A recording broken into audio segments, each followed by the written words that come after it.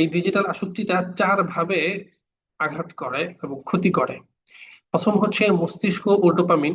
মাদকের মতোই dopamine loop তৈরি করে সিদ্ধান্ত গ্রহণের ক্ষমতা ও গ্রে ম্যাটার ধ্বংস করে দেয়।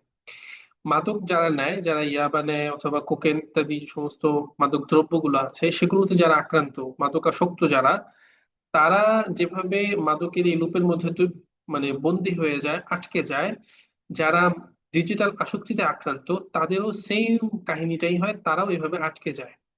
এবং যারা মাদক নেয় তাদেরও যেভাবে মানে গ্রে ম্যাটার ধ্বংস হয়ে যায়, বড় কিছু মনে করতে পারে না, ভালো কিছু সিদ্ধান্ত নিতে পারে না নিজের ক্ষেত্রে, হ্যাঁ, জীবনের ক্ষেত্রে সিরিয়াস হতে পারে না, যারা ডিজিটাল আসক্তিতে আক্রান্ত তাদেরও সেম সমস্যাটাই হয়।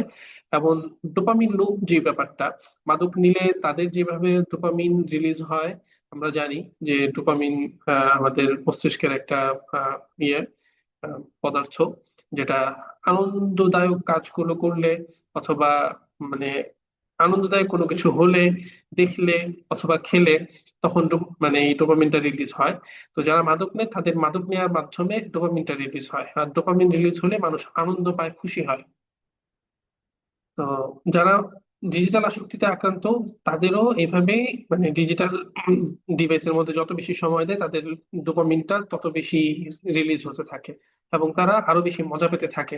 এটা হচ্ছে প্রথম সমস্যা, যে মস্তিষ্কের ডোপামিন এই জিনিসটা একদম মাদকের মতো ডিজিটাল আসক্তি যারা আক্রান্ত তাদেরকে ওভাবে আটকে ফেলে।